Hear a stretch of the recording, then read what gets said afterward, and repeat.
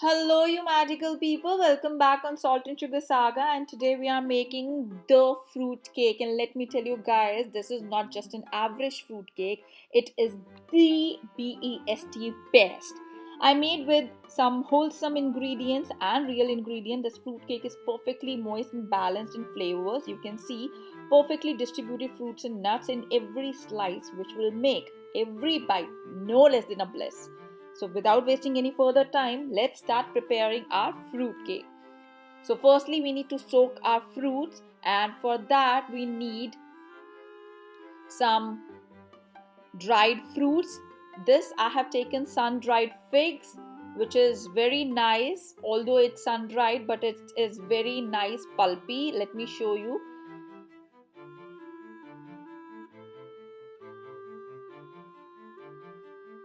See how nice pulp it has. So I'm gonna dice them so that it's easy for me to soak them.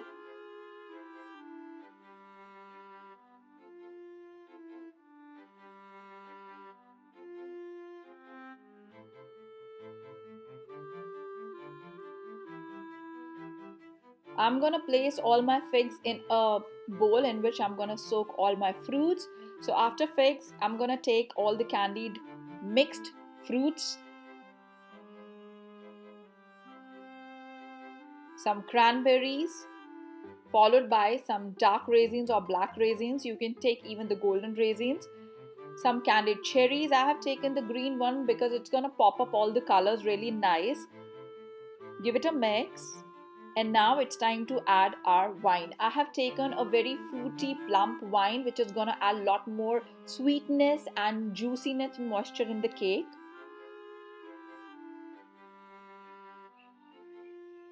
So I'm going to cover it and leave it for at least 48 hours. Minimum 24 hours to a week you can soak the fruits.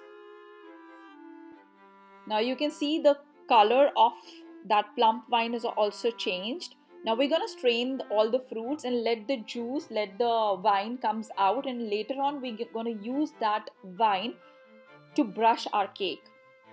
That will give a gloss on the cake. It will look really nice. Let me show you how we're gonna strain it.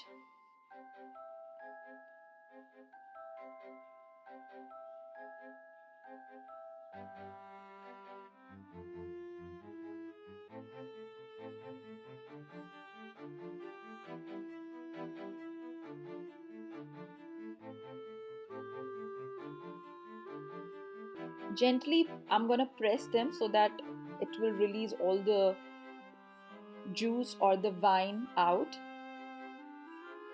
Let me show you the color and the thickness.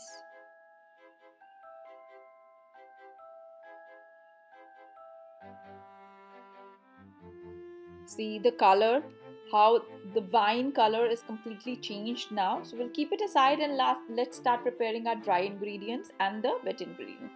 So I'll start with wet ingredients here. We'll take oil. Here you can take any flavorless oil with some brown sugar, and we'll give it a good whisk.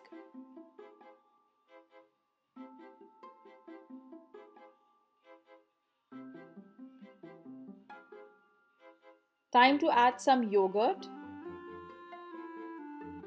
Again, we'll whisk it really well.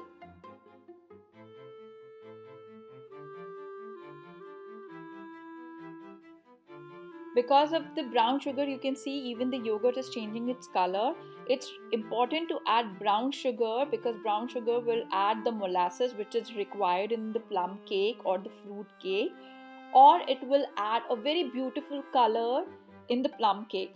So for the color, I'll tell you later what all you can do specifically to get that desired color in the plum cake. So now we'll take some flour followed by some cinnamon, some clove and some ginger powder.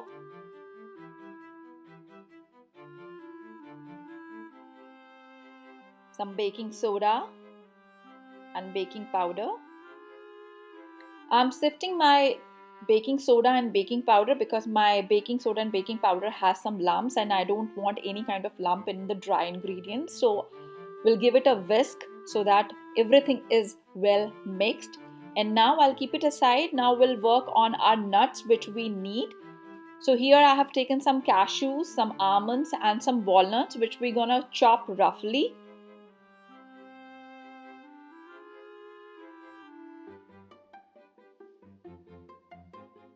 These nuts will give a very nice mild crunch in every bite of your cake.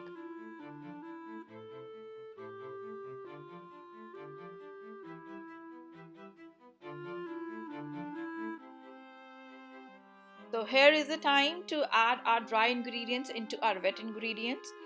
Before adding, I'll just give a good whisk to the dry ingredients and to the wet ingredients.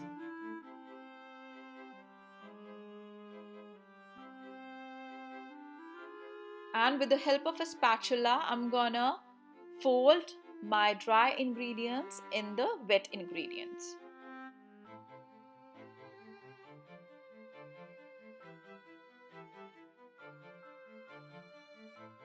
It's important to fold your batter with the help of a spatula because this tips will make sure that you are not over whisking or over mixing your batter, which is very important. So to avoid that, at this point I'm going to add all my dry nuts,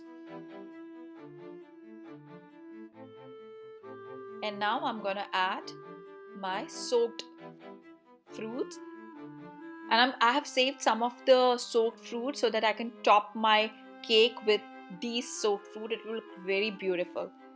And I forgot to add my vanilla extract, so I'm adding it right now. Adding vanilla extract or any kind of other extract is completely optional in plum cake because we are not adding any egg in this recipe. So if you are skipping it, that's absolutely fine.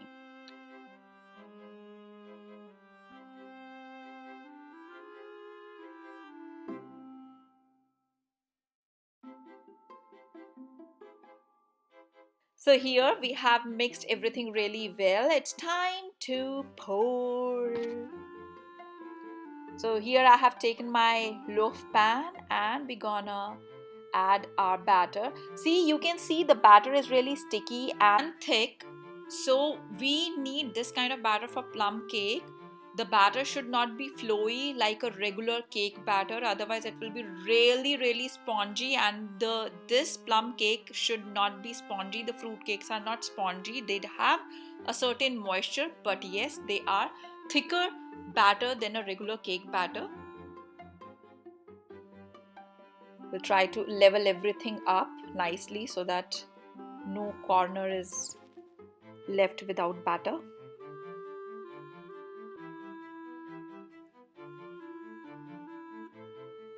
Time to top up our cake with all those saved nuts and fruits.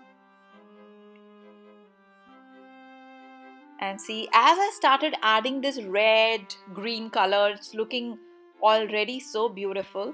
And get set, bake! So here we have our beautifully baked cake. So now I'm gonna brush my plum cake with the leftover wine which we saved before. I recommend do not skip this step of brushing your cake because this step will retain the moisture in the cake. Otherwise it will be really dry like the store bought. If you are not using the wine or any kind of alcohol, you can use the juice. And I'm dusting my cake with some confectioner sugar, which is gonna give you the feel of snow, the white Christmas, all the festivities. So why not to have that kind of feeling in your own kitchen? It's time to take a sneak peek of our cake and let's see how's it looking. So you can see all the nuts, all the fruits equally distributed in the slice. You'll get the crunch, you'll get the juicy fruit in every bite. Hope you like this video, guys. Until next time, take care, bye bye, and keep watching Salt and Sugar Saga.